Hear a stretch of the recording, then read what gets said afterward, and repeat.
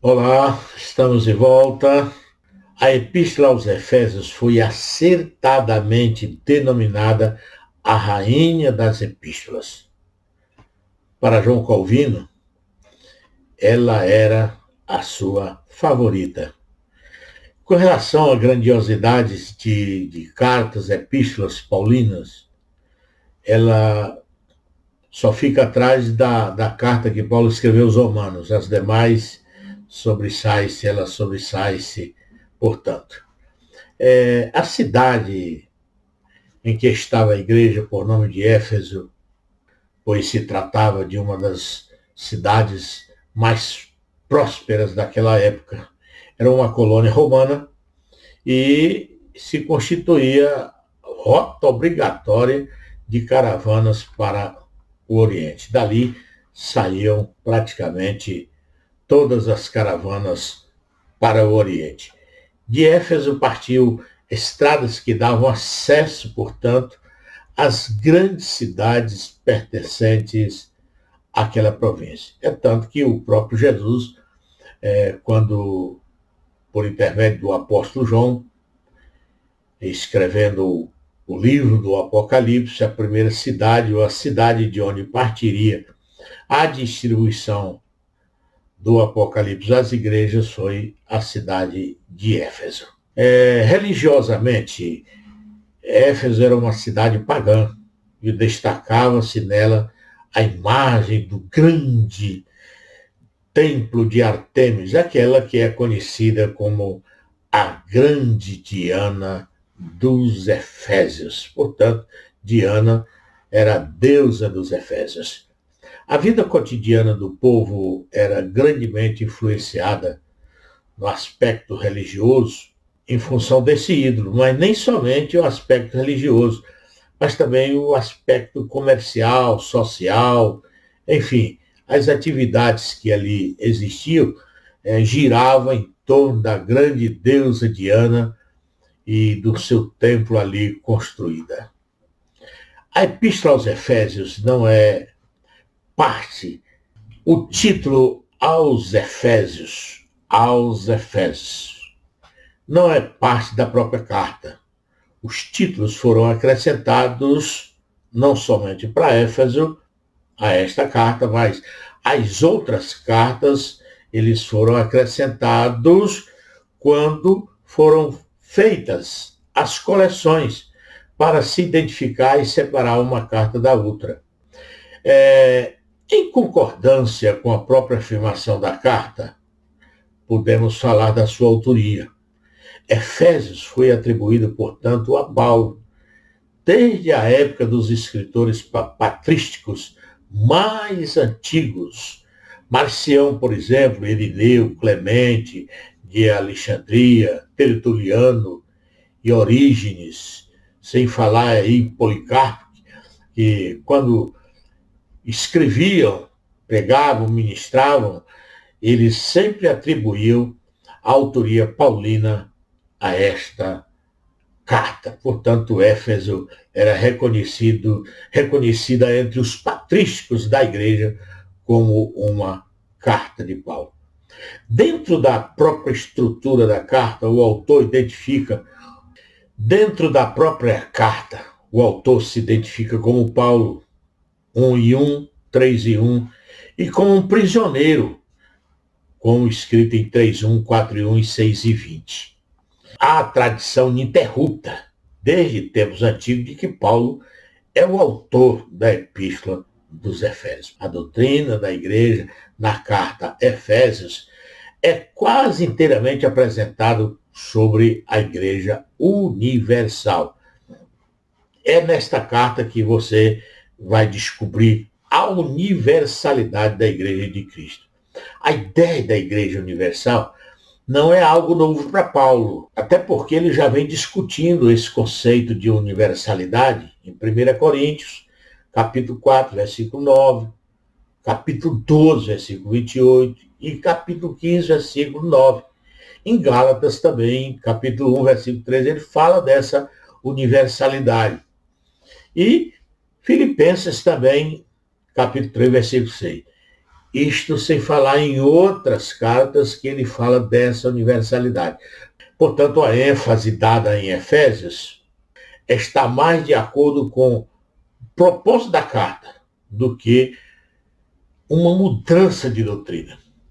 Não está aqui se discutindo uma questão doutrinária, uma mudança de doutrina, mas o propósito que a carta tem. Então, Paulo escreve acerca da unidade do povo de Deus. Este é um dos propósitos maiores quando Paulo escreve à igreja lá na cidade de Éfeso. No que diz respeito às relações judaico-gentias refletidas em Éfeso, na carta, portanto, confirma que o autor está escrevendo acerca da obra realizada por Cristo.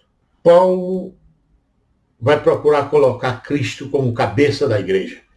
É isso que vai se destacar nesta carta.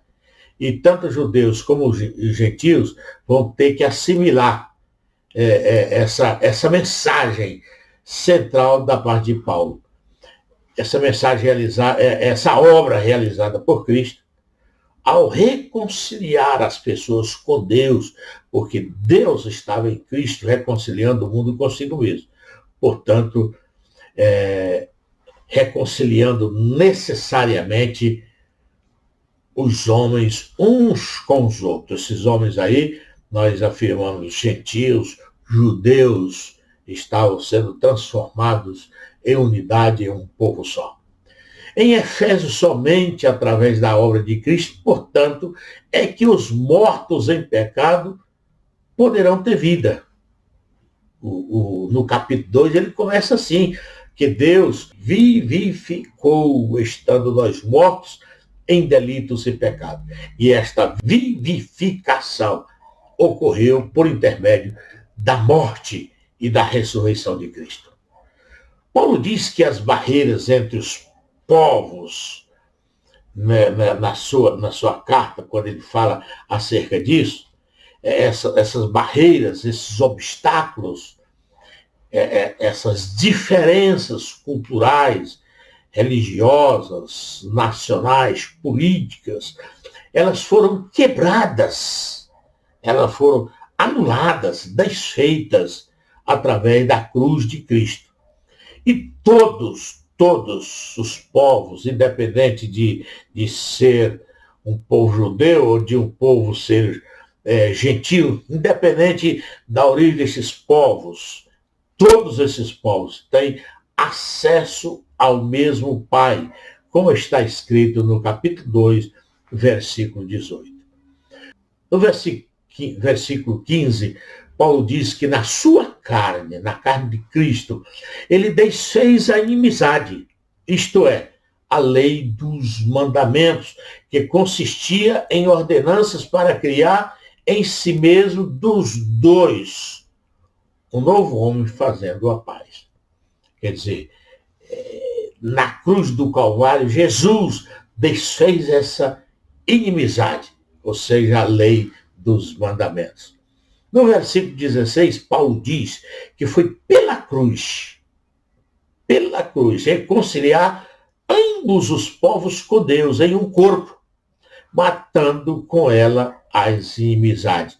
Então, essa inimizade entre judeu e gentil, portanto, foi morta para Deus, ela foi quebrada, ela foi aniquilada na cruz do Calvário.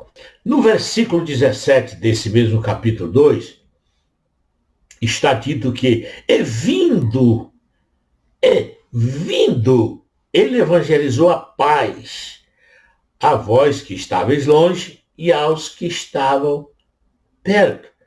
Interessante quando observamos que não somente o Senhor quebra essa inimizade pela sua cruz, ele desfaz na sua carne essa inimizade.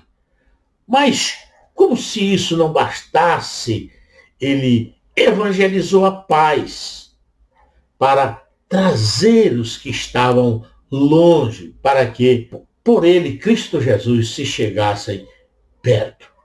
E assim, no versículo 18, ele diz, porque por ele ambos temos acesso ao mesmo Pai, é o mesmo Espírito. Portanto, essa obra magnânima realizada no Calvário abriu o caminho, tirou essa inimizade entre Deus e os homens, entre os povos entre si, desfez essa inimizade. E pelo Espírito de Deus, pelo seu Santo Espírito, ele nos deu acesso ao mesmo Pai. Portanto, por intermédio do Espírito Santo, nós temos acesso ao mesmo Pai. Assim, ele conclui no versículo 19, assim que já não são estrangeiros. Na realidade, ele diz, assim que já não sois estrangeiros, nem forasteiros. Isto falando para os gentios. Vocês já não são mais estrangeiros. Vocês não são mais forasteiros, mas são concidadãos dos santos e da família de Deus. Em Cristo Jesus, todos os povos, uma vez que se curvarem ao Eterno, ao Todo-Poderoso, a porta está aberta para receber a titularidade de cidadania, receber a cidadania que tem todos os santos, a cidadania da família de Deus. Nesta carta, o autor se extasia. Gente, podemos observar isto. Ele se extasia em adoração a Deus, pelo propósito de Deus, pelo seu eterno propósito, na unificação da raça humana em Jesus Cristo. Portanto, em Jesus Cristo, ali estava o propósito de Deus, unificar a raça humana. Jesus, em Adão, a raça humana se dispersou. Em Cristo Jesus, a raça humana se identificou. Este tema não é tratado de maneira completa, como já dissemos, em outras cartas de Paulo como nesta. Mas, por causa do propósito desta carta, esse tema é tratado com tanta clareza, com tanta magnitude. Eu sempre dou graças a Deus pela vida, pela conversão, pela revelação dos mistérios eternos que Deus deu ao nosso irmão, apóstolo Paulo. Como dizem, calvo, assim como eu, baixinho, a sabedoria e a graça que ele recebeu. Não tive o privilégio de receber, mas posso glorificar a Deus, porque dele eu sou irmão em Cristo Jesus. Vamos destacar, portanto, agora a data e o local. Já foi concluído que as epístolas da prisão, Efésios, Filipenses, Colossenses e Filemão, estas epístolas foram escritas a partir de Roma, durante o primeiro encarceramento de Paulo, isso por volta do ano 58 a 60, durante os 2 anos, quando esteve morando como prisioneiro em sua própria casa alugada. Quanto à estrutura e conteúdo de Efésios, os primeiros capítulos contêm um resumo em forma de uma oração de ação, de graças e das grandes e eternas verdades da fé cristã. Já os 3 últimos capítulos são de oratória, para exortar o crente individual e estar cônscio de sua responsabilidade de auxiliar a igreja a cumprir seu papel no plano da salvação. E assim, nessa distribuição, nós já encontramos na saudação, aí no capítulo 1, versículo 1 e 2, Paulo imediatamente entra numa oração extensa de ação de graças, quando se dirige a Deus pelas bênçãos recebidas em Cristo Jesus. Está desde o versículo 3 até o versículo 14 aí do capítulo 1. Esta é toda uma sentença com refrão repetido de louvor, para o louvor da sua glória. Este louvor é devido à bênção proveniente do Deus Trino, Pai, Filho e Espírito Santo. Após descrever o poder disponível daquele que ressuscitou Jesus dentre os mortos e o exaltou acima de todo nome para executar o propósito de Deus, Paulo escreve acerca da formação do novo povo de Deus, a igreja, através da vivificação, como já falamos, ele nos vivificou pela graça de Deus e a reconciliação de todos os povos em Jesus. Então, nos vivificou, nos reconciliou todos esses povos em Cristo Jesus. Esta oração, que traspassa 1, 2 e adentra no 3, até o capítulo 3, até o versículo 21, ela é continuada, mas com uma digressão acerca do ministério especial de Paulo na execução da obra da igreja em cumprir o propósito de Deus. O capítulo, portanto, conclui Paulo novamente dando graças pela sabedoria de Deus em operar em pessoas e através de pessoas como ele. O versículo central na epístola é 4:1, onde o tema inteiro é reunido em uma oração. Rogo-vos, ele diz, pois eu, prisioneiro do Senhor. O que ele roga? Ele roga que andeis como é digno da vocação com que fostes chamados. Então, este é o clamor, é o pedido, é a súplica do apóstolo Paulo, a fim de que os efésios andem conforme foram vocacionados, porque esta foi a chamada de Deus, andar em santidade, em amor, em unidade, em paz, em vários aspectos elencados nesta epístola.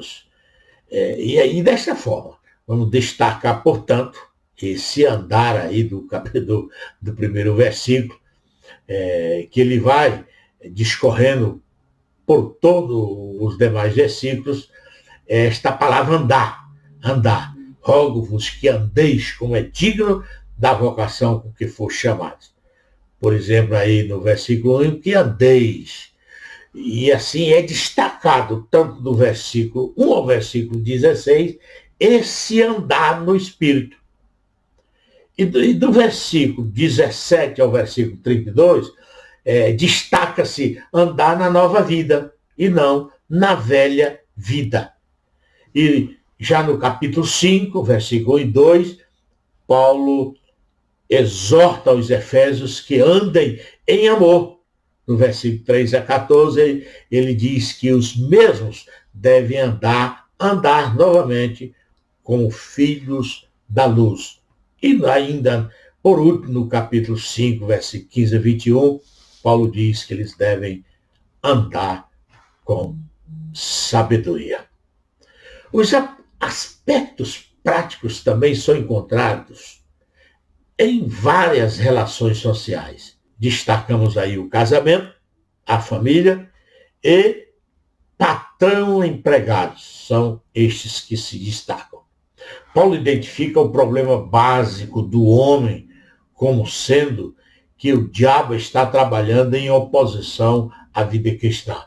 Isso ele deixa bem claro quando ele vai discutir acerca no capítulo de número 6. Paulo vai destacar aí no versículo 10 do capítulo 6, como esses irmãos devem proceder. Ele diz que, nas demais coisas, esses irmãos deveriam fortalecerem-se no Senhor Senhor aí é Jesus Cristo. E na força do seu poder. Fortalecer-se na força parece redundante, mas não é. Fortalecer é tornarem-se fortes no Senhor.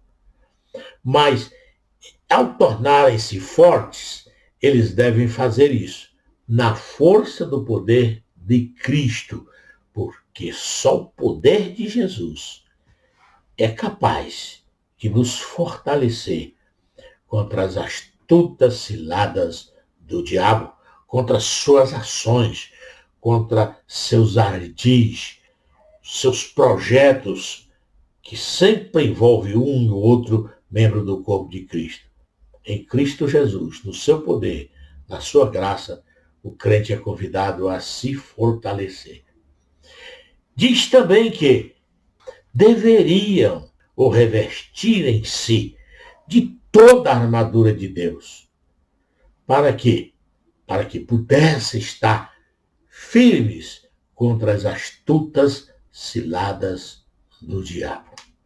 Então, irmão, uma das formas de continuarmos sendo vencedores é aceitar o que Deus tem disponibilizado para todos nós, a sua armadura, que recebemos essa armadura pela fé, nos revestindo desta armadura, estamos prontos para continuar a viver uma vida neste mundo, uma vida com Cristo.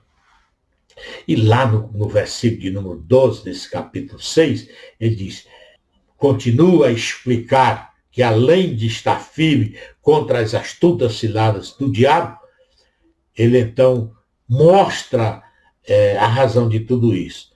Porque não temos que lutar contra carne e sangue.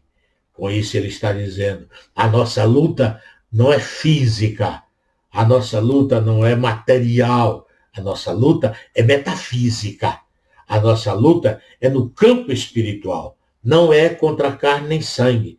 A nossa luta é contra os principados. Portanto, Paulo está falando de elementos constituídos e organizados na administração satânica. E nós temos que lutar contra estes principados, sim, contra estas potestades e príncipes das trevas deste século. Ele não está falando de Satanás quando diz príncipes, está falando de elementos que Satanás destacou para que lutassem contra a igreja de Cristo. É pena, portanto, fortalecer-se no Senhor e na força do seu poder, sem abrir mão de toda a armadura de Deus. Porque para tal batalha, Deus nos deu estas ferramentas. Deus nos equipou todo crente, para que, em caso necessário, pudesse executar com responsabilidade o propósito geral do reino de Deus. Ser vencedor e propagar a palavra de Cristo a partir desta graça que oriunda a todos os crentes por meio da poderosa ação do Espírito Santo em nossas vidas. E encerramos esta mensagem destacando a bênção que Paulo apresenta ou impetra aos irmãos que estão em Éfeso.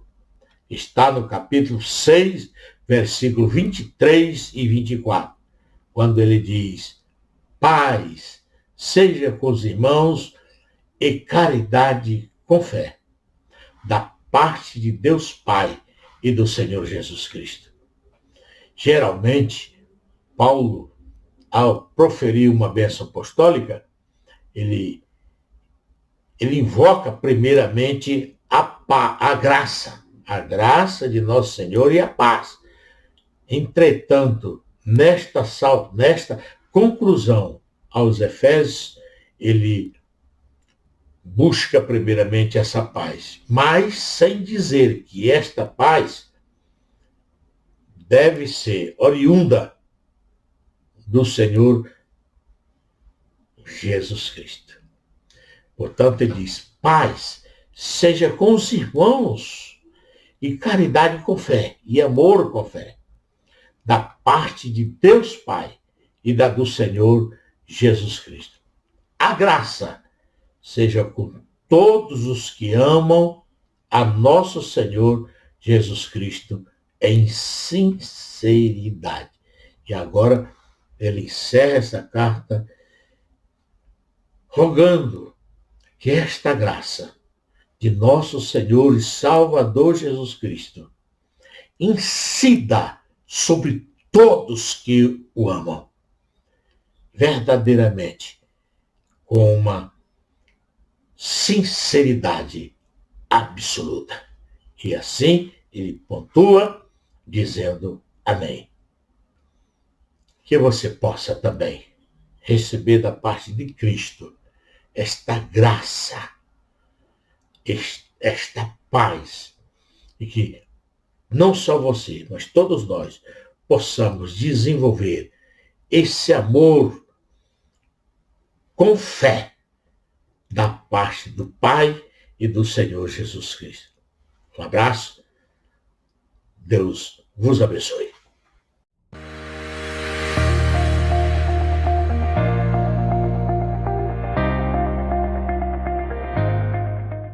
Olá, estamos de volta. A Epístola aos Efésios foi acertadamente denominada a Rainha das Epístolas. Para João Calvino, ela era a sua favorita.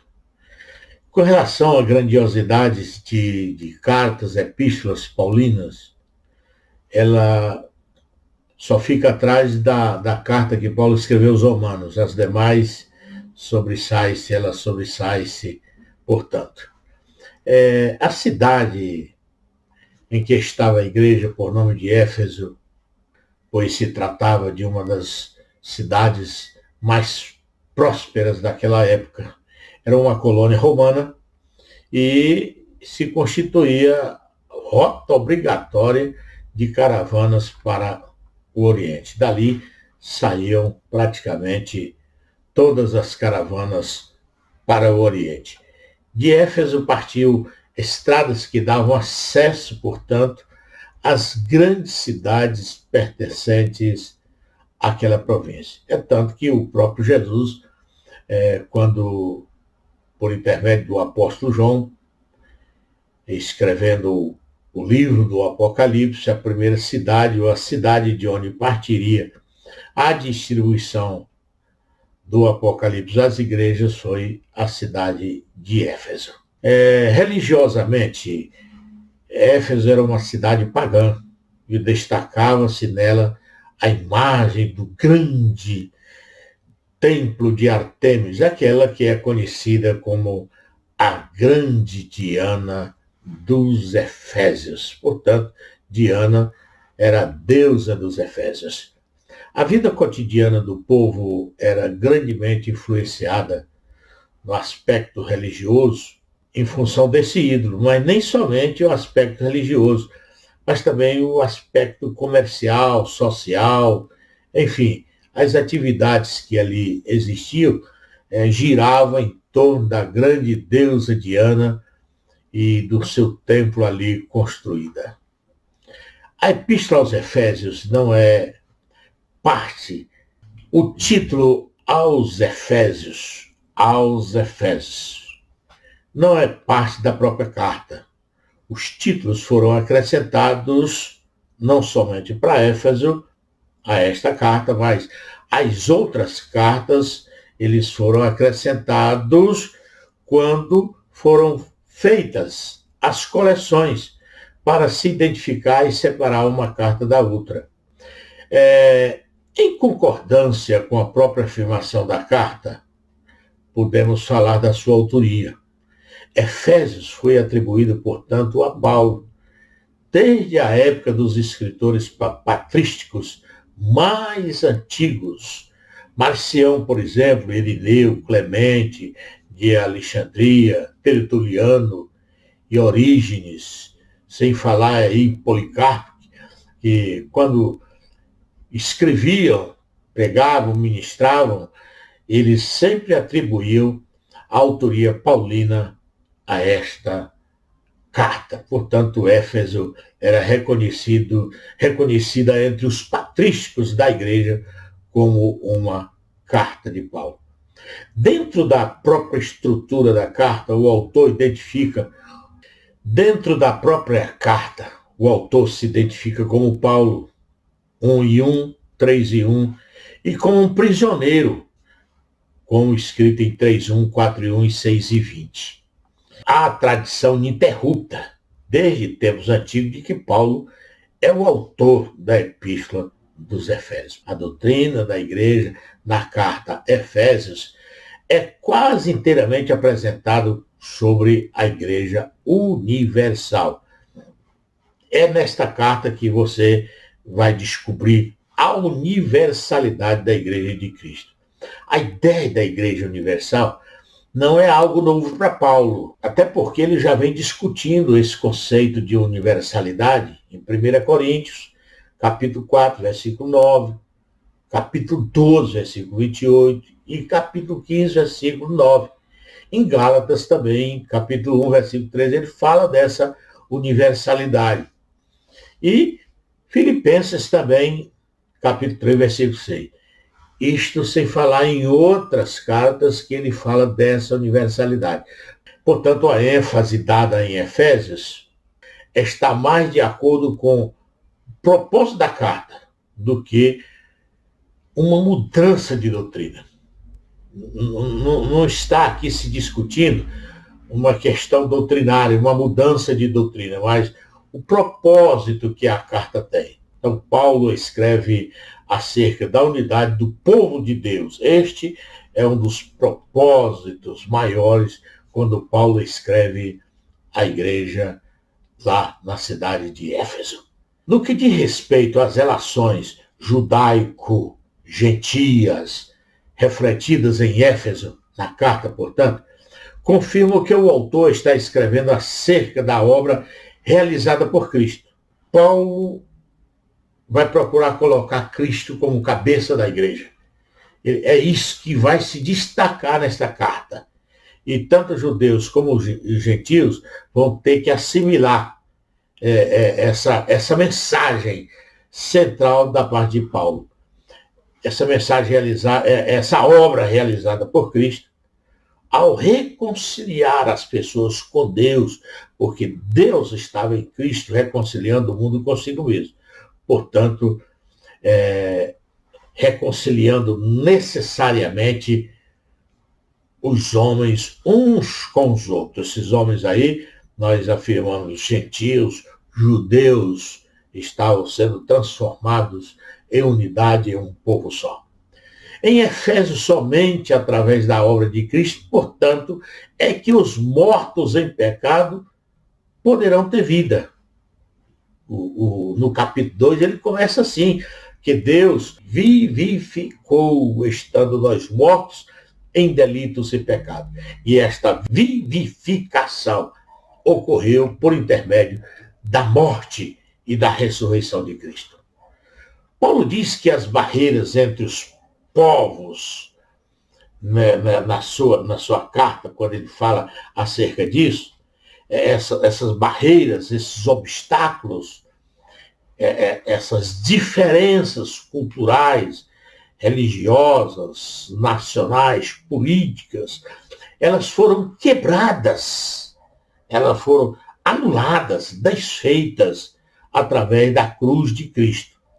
E todos os povos, independente de ser um povo judeu ou de um povo ser gentil, independente da origem desses povos, todos esses povos têm acesso ao mesmo Pai, como está escrito no capítulo 2, versículo 18.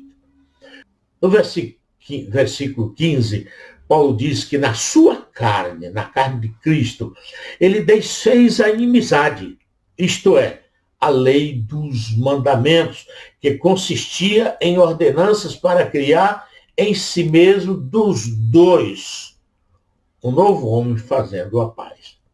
Quer dizer, na cruz do Calvário, Jesus desfez essa inimizade, ou seja, a lei dos mandamentos.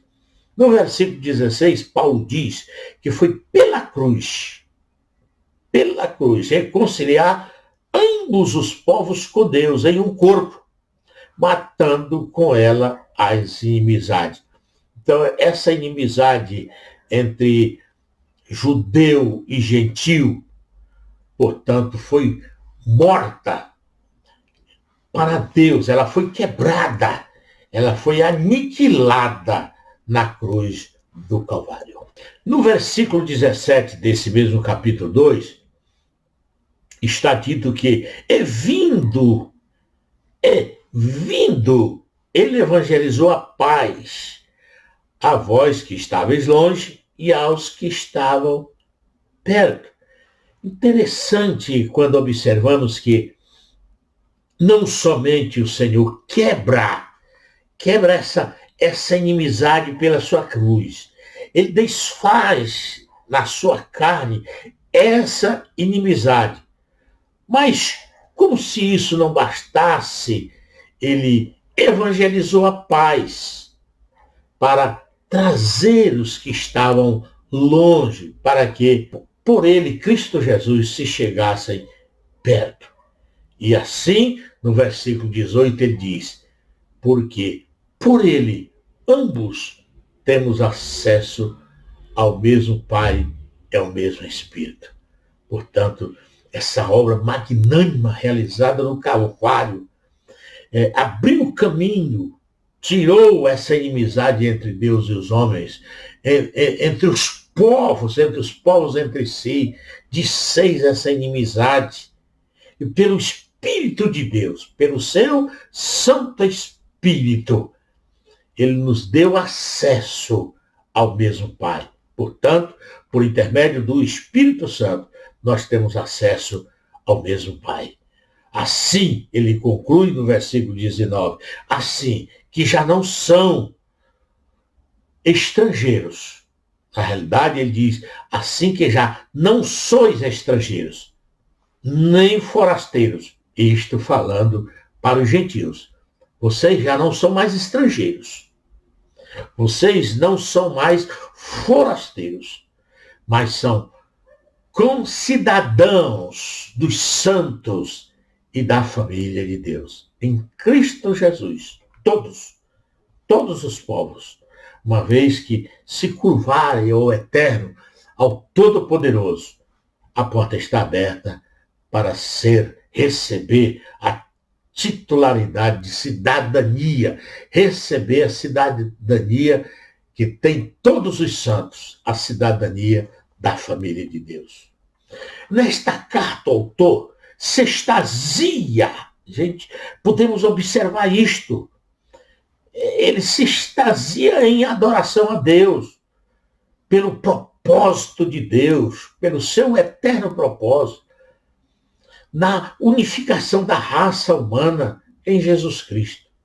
Portanto, em Jesus Cristo, ali estava o propósito de Deus, unificar a raça humana. Jesus, em Adão, a raça humana se dispersou. Em Cristo Jesus, a raça humana se identificou. Este tema não é tratado de maneira completa, como já dissemos, em outras cartas de Paulo como nesta. Mas, por causa do propósito desta carta, esse tema é tratado com tanta clareza, com tanta magnitude. Eu sempre dou graças a Deus pela vida, pela conversão, pela revelação dos mistérios eternos que Deus deu ao nosso irmão, apóstolo Paulo. Como dizem, calvo, assim como eu, baixinho, a sabedoria e a graça que ele recebeu. Não tive o privilégio de receber, mas posso glorificar a Deus, porque dele eu sou irmão em Cristo Jesus. Vamos destacar, portanto, agora a data e o local, já foi concluído que as epístolas da prisão, Efésios, Filipenses, Colossenses e Filemão, estas epístolas foram escritas a partir de Roma, durante o primeiro encarceramento de Paulo, isso por volta do ano 58 a 60, durante os 2 anos, quando esteve morando como prisioneiro em sua própria casa alugada.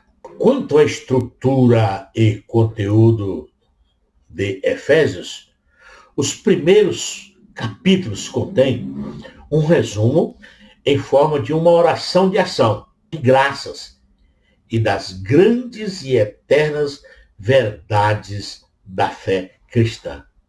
Já os 3 últimos capítulos são de oratória, para exortar o crente individual e estar cônscio de sua responsabilidade de auxiliar a igreja a cumprir seu papel no plano da salvação.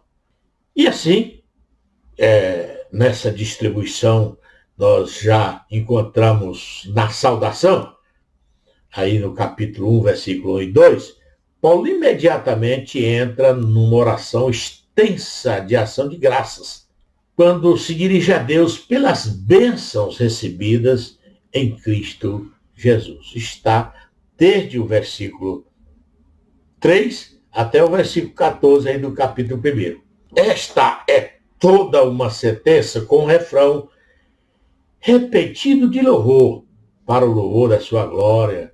Este louvor é devido à bênção proveniente do Deus Trino, Pai, Filho e Espírito Santo. Após descrever o poder disponível daquele que ressuscitou Jesus dentre os mortos e o exaltou acima de todo nome para executar o propósito de Deus, Paulo escreve acerca da formação do novo povo de Deus, a igreja, através da vivificação, como já falamos, ele nos vivificou pela graça de Deus e a reconciliação de todos os povos em Jesus. Então, nos vivificou, nos reconciliou todos esses povos em Cristo Jesus. Esta oração, que traspassa 1, 2 e adentra no 3, até o capítulo 3, até o versículo 21, ela é continuada, mas com uma digressão acerca do ministério especial de Paulo na execução da obra da igreja em cumprir o propósito de Deus. O capítulo, portanto, conclui Paulo novamente dando graças pela sabedoria de Deus em operar em pessoas e através de pessoas como ele. O versículo central na epístola é 4 e 1, onde o tema inteiro é reunido em uma oração. Rogo-vos, ele diz, pois eu, prisioneiro do Senhor. O que ele roga? Ele roga que andeis como é digno da vocação com que fostes chamados. Então, este é o clamor, é o pedido, é a súplica do apóstolo Paulo, a fim de que os efésios andem conforme foram vocacionados, porque esta foi a chamada de Deus, andar em santidade, em amor, em unidade, em paz, em vários aspectos elencados nesta epístolas. E aí, desta forma, vamos destacar, portanto, esse andar aí do primeiro versículo, que ele vai discorrendo por todos os demais versículos, esta palavra andar. Rogo-vos que andeis como é digno da vocação com que for chamados. Por exemplo, aí no versículo 1, que andeis. E assim é destacado, tanto do versículo 1 ao versículo 16, esse andar no Espírito. E do versículo 17 ao versículo 32, destaca-se andar na nova vida e não na velha vida. E já no capítulo 5, versículo 1 e 2, Paulo exorta os efésios que andem em amor. No versículo 3 a 14, ele diz que os mesmos devem andar novamente como filhos da luz. E ainda, por último, no capítulo 5, versículo 15 a 21, Paulo diz que eles devem andar com sabedoria. Os aspectos práticos também são encontrados em várias relações sociais. Destacamos aí o casamento, a família e patrão-empregados. São estes que se destacam. Paulo identifica o problema básico do homem como sendo que o diabo está trabalhando em oposição à vida cristã. Isso ele deixa bem claro quando ele vai discutir acerca no capítulo de número 6. Paulo vai destacar aí no versículo 10 do capítulo 6, como esses irmãos devem proceder. Ele diz que, nas demais coisas, esses irmãos deveriam fortalecerem-se no Senhor. O Senhor aí é Jesus Cristo. E na força do seu poder. Fortalecer-se na força parece redundante, mas não é. Fortalecer é tornarem-se fortes no Senhor. Mas, ao tornarem-se fortes, eles devem fazer isso na força do poder de Cristo, porque só o poder de Jesus é capaz de nos fortalecer contra as astutas ciladas do diabo, contra suas ações, contra seus ardis, seus projetos, que sempre envolve um ou outro membro do corpo de Cristo. Em Cristo Jesus, no seu poder, na sua graça, o crente é convidado a se fortalecer. Diz também que deveriam ou revestirem-se de toda a armadura de Deus. Para quê?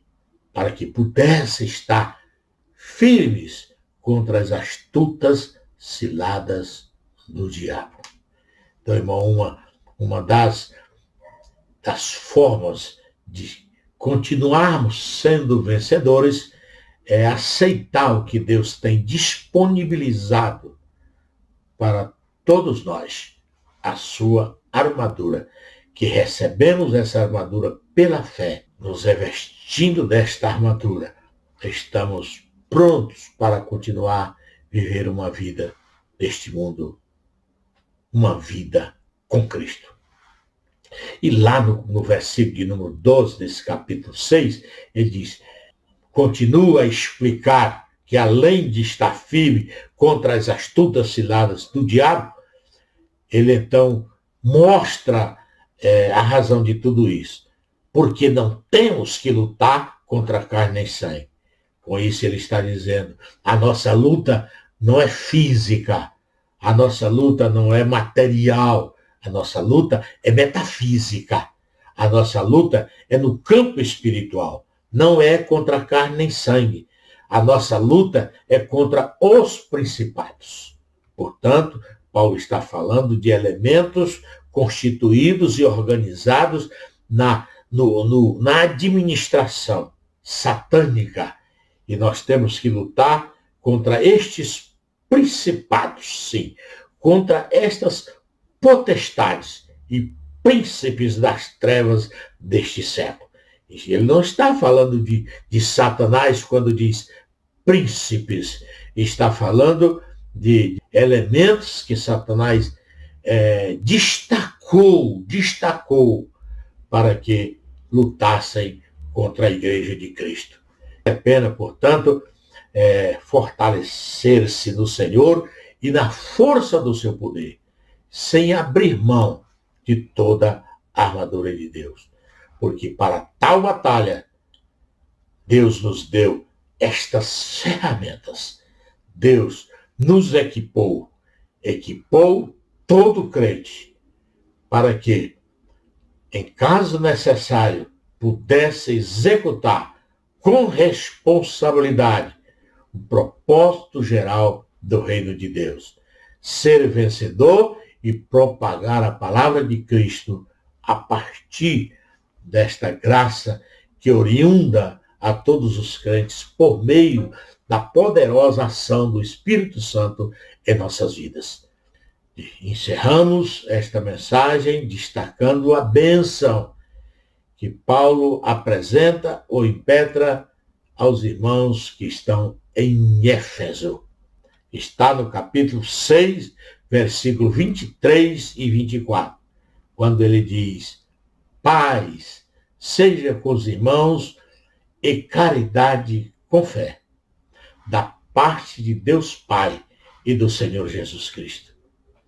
Geralmente, Paulo, ao proferir uma bênção apostólica, ele invoca primeiramente a graça de nosso Senhor e a paz. Entretanto, nesta conclusão aos Efésios, ele busca primeiramente essa paz, mas sem dizer que esta paz deve ser oriunda do Senhor Jesus Cristo. Portanto, ele diz: paz seja com os irmãos e caridade com fé, e amor com fé, da parte de Deus Pai e da do Senhor Jesus Cristo. A graça seja com todos os que amam a nosso Senhor Jesus Cristo em sinceridade. E agora ele encerra essa carta rogando que esta graça de nosso Senhor e Salvador Jesus Cristo incida sobre todos que o amam, verdadeiramente, com uma sinceridade absoluta. E assim ele pontua dizendo amém. Que você possa também receber da parte de Cristo esta graça, esta paz, e que não só você, mas todos nós possamos desenvolver esse amor com fé da parte do Pai e do Senhor Jesus Cristo. Um abraço. Deus vos abençoe.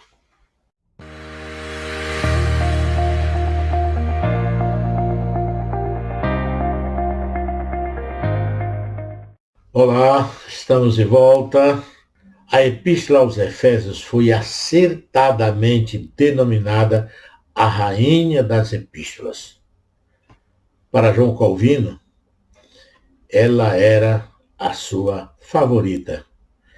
Com relação à grandiosidade de cartas, epístolas paulinas, ela só fica atrás da carta que Paulo escreveu aos Romanos. As demais ela sobressai-se, portanto.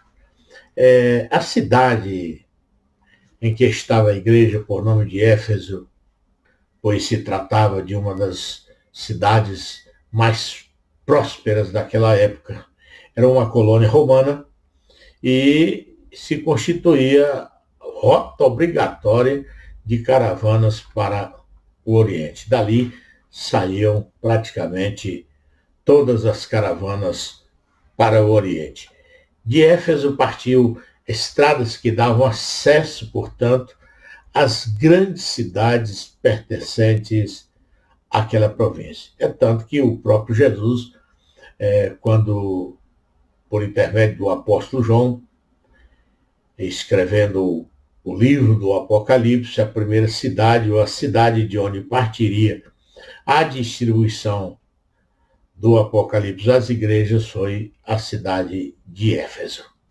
Religiosamente, Éfeso era uma cidade pagã, e destacava-se nela a imagem do grande templo de Artemis, aquela que é conhecida como a grande Diana dos Efésios. Portanto, Diana era a deusa dos Efésios.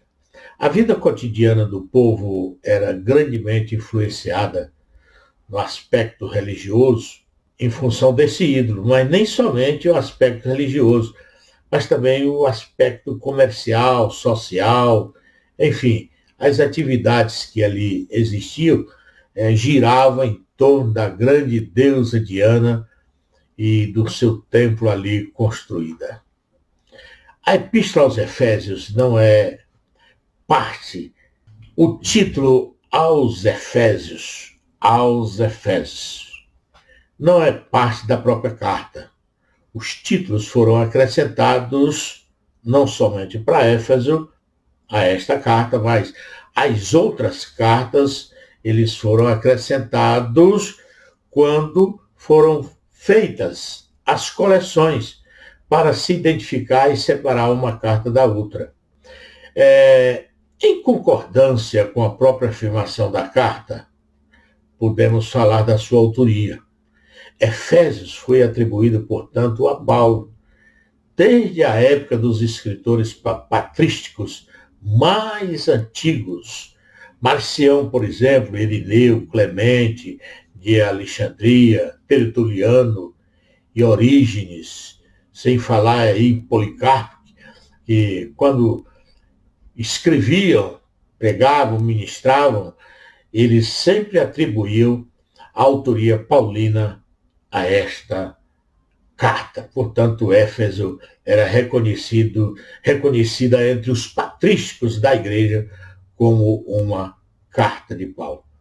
Dentro da própria estrutura da carta, o autor identifica, dentro da própria carta, o autor se identifica como Paulo, 1:1, 3:1, e como um prisioneiro, como escrito em 3:1, 4:1 e 6:20.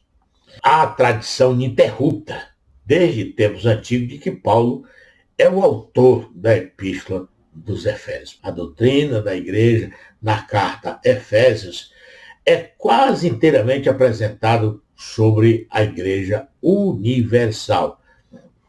É nesta carta que você vai descobrir a universalidade da igreja de Cristo. A ideia da igreja universal não é algo novo para Paulo, até porque ele já vem discutindo esse conceito de universalidade em 1 Coríntios, capítulo 4, versículo 9, capítulo 12, versículo 28 e capítulo 15, versículo 9.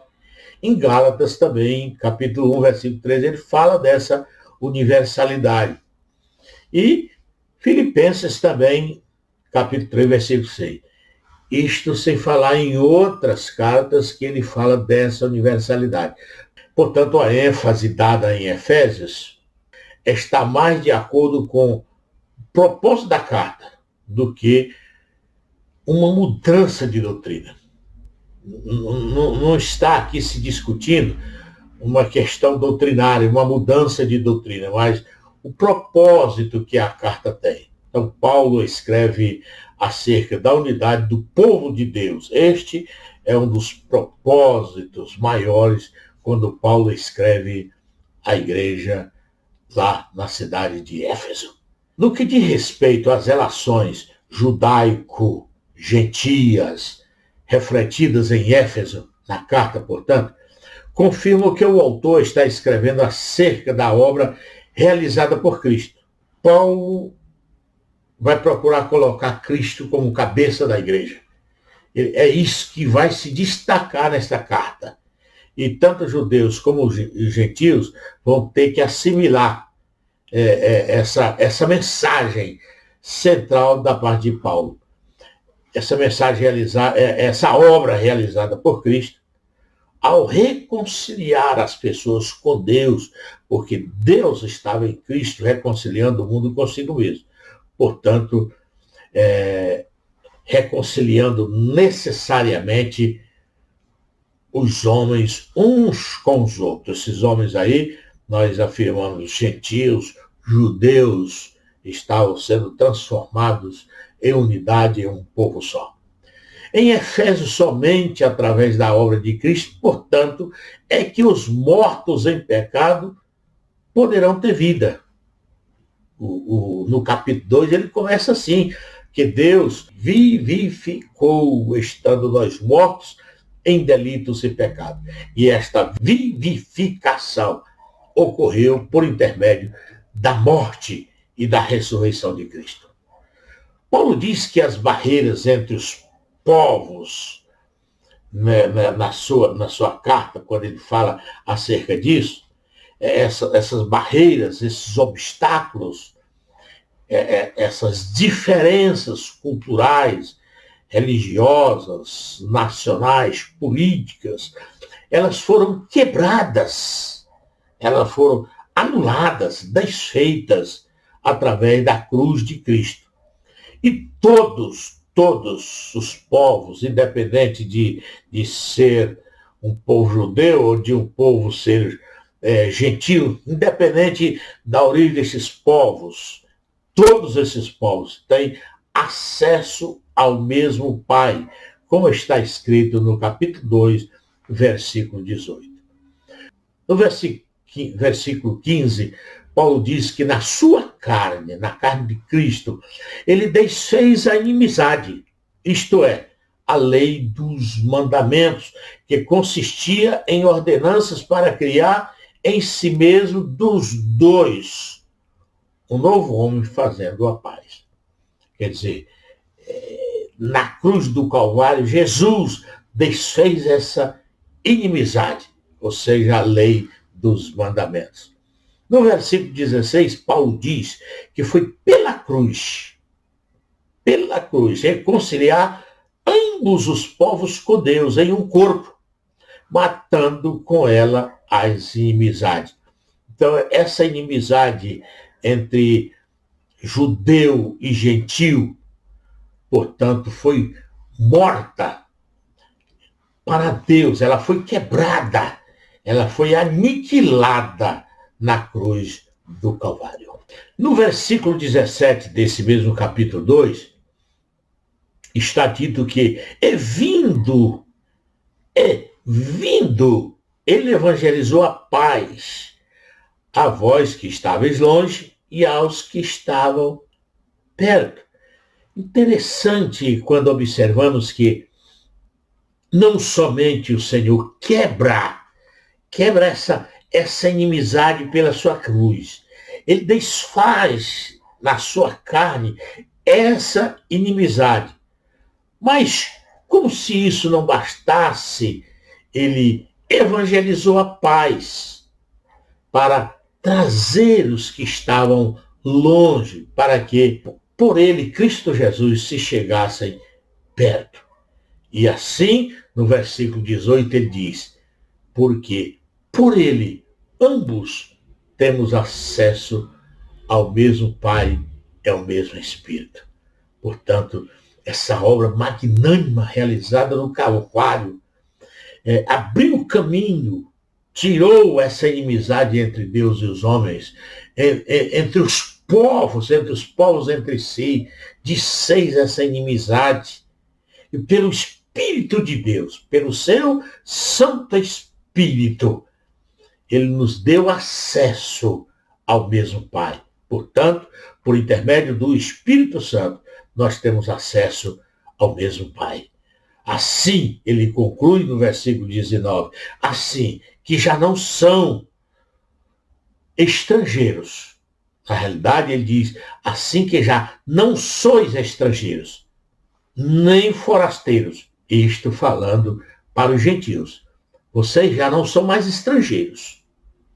Vocês não são mais forasteiros, mas são concidadãos dos santos e da família de Deus. Em Cristo Jesus, todos os povos, uma vez que se curvarem ao Eterno, ao Todo-Poderoso, a porta está aberta para receber a titularidade de cidadania, receber a cidadania que tem todos os santos, a cidadania da família de Deus.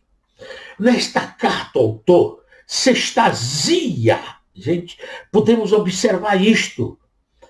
Ele se extasia em adoração a Deus, pelo propósito de Deus, pelo seu eterno propósito, na unificação da raça humana em Jesus Cristo. Portanto, em Jesus Cristo, ali estava o propósito de Deus, unificar a raça humana.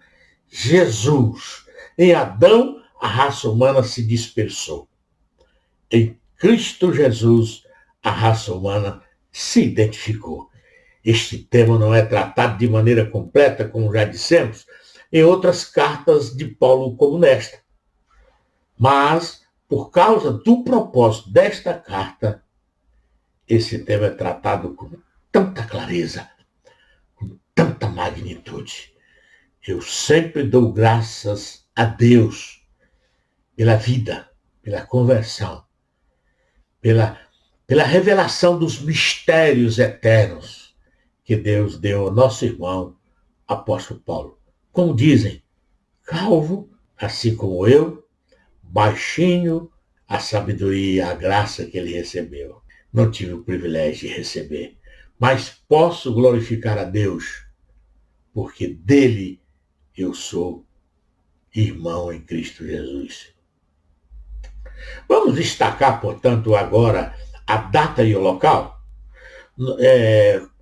Já foi concluído que as epístolas da prisão, Efésios, Filipenses, Colossenses e Filemão, estas epístolas foram escritas a partir de Roma, durante o primeiro encarceramento de Paulo, isso por volta do ano 58 a 60, durante os 2 anos, quando esteve morando como prisioneiro em sua própria casa alugada. Quanto à estrutura e conteúdo de Efésios, os primeiros capítulos contêm um resumo em forma de uma oração de ação, de graças e das grandes e eternas verdades da fé cristã. Já os 3 últimos capítulos são de oratória, para exortar o crente individual e estar cônscio de sua responsabilidade de auxiliar a igreja a cumprir seu papel no plano da salvação. E assim, nessa distribuição, nós já encontramos na saudação, aí no capítulo 1, versículo 1 e 2, Paulo imediatamente entra numa oração extensa de ação de graças, quando se dirige a Deus pelas bênçãos recebidas em Cristo Jesus. Está desde o versículo 3 até o versículo 14 aí do capítulo 1. Esta é toda uma sentença com refrão repetido de louvor, para o louvor da sua glória. Este louvor é devido à bênção proveniente do Deus Trino, Pai, Filho e Espírito Santo. Após descrever o poder disponível daquele que ressuscitou Jesus dentre os mortos e o exaltou acima de todo nome para executar o propósito de Deus, Paulo escreve acerca da formação do novo povo de Deus, a igreja, através da vivificação, como já falamos, ele nos vivificou pela graça de Deus e a reconciliação de todos os povos em Jesus. Então, nos vivificou, nos reconciliou todos esses povos em Cristo Jesus. Esta oração, que traspassa 1, 2 e adentra no 3, até o capítulo 3, até o versículo 21, ela é continuada, mas com uma digressão acerca do ministério especial de Paulo na execução da obra da igreja em cumprir o propósito de Deus. O capítulo, portanto, conclui Paulo novamente dando graças pela sabedoria de Deus em operar em pessoas e através de pessoas como ele. O versículo central na epístola é 4:1, onde o tema inteiro é reunido em uma oração. Rogo-vos, ele diz, pois eu, prisioneiro do Senhor. O que ele roga? Ele roga que andeis como é digno da vocação com que fostes chamados. Então, este é o clamor, é o pedido, é a súplica do apóstolo Paulo, a fim de que os efésios andem conforme foram vocacionados, porque esta foi a chamada de Deus, andar em santidade, em amor, em unidade, em paz, em vários aspectos elencados nesta epístola.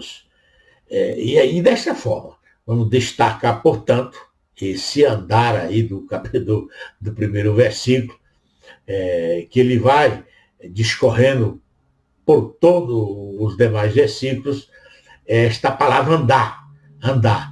Rogo-vos que andeis como é digno da vocação com que for chamados. Por exemplo, aí no versículo 1, que andeis.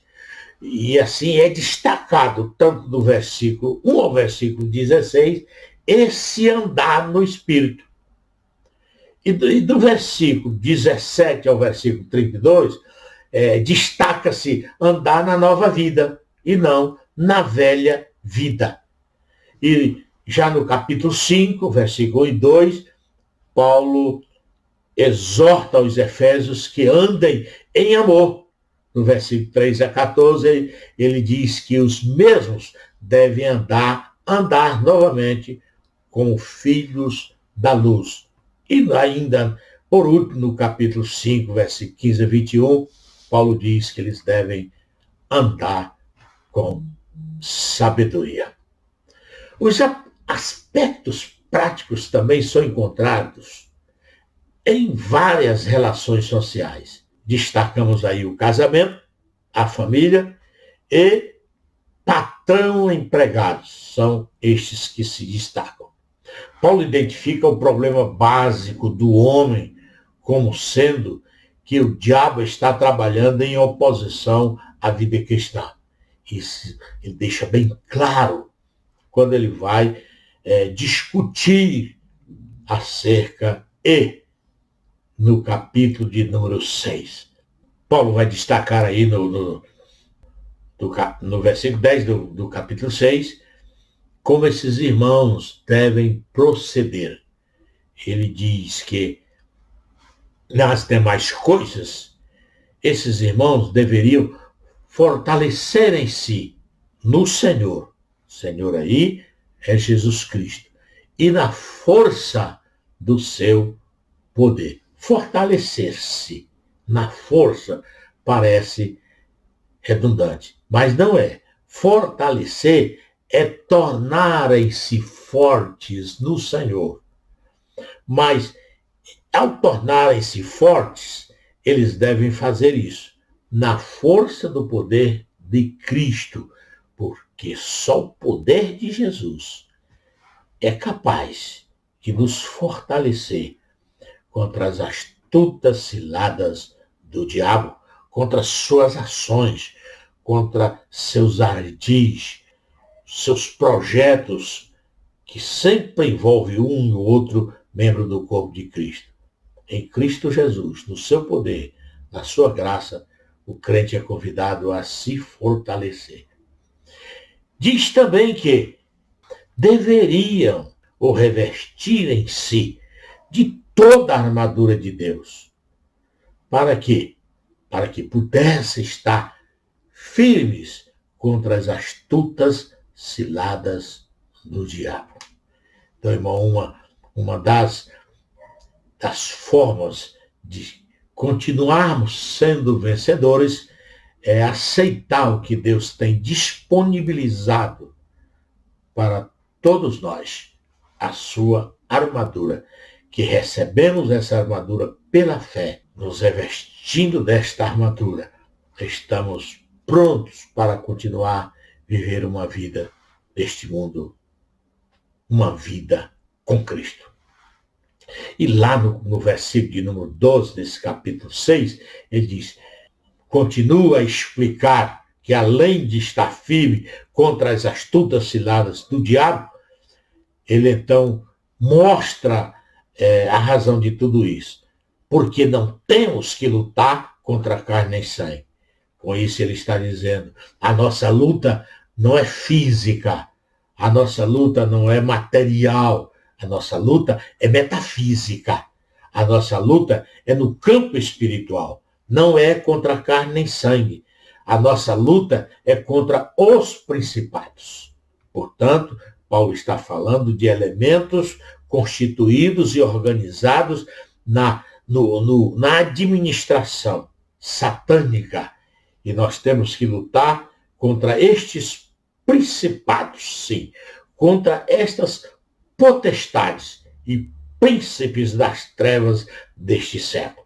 Ele não está falando de Satanás quando diz príncipes, está falando de elementos que Satanás destacou para que lutassem contra a igreja de Cristo.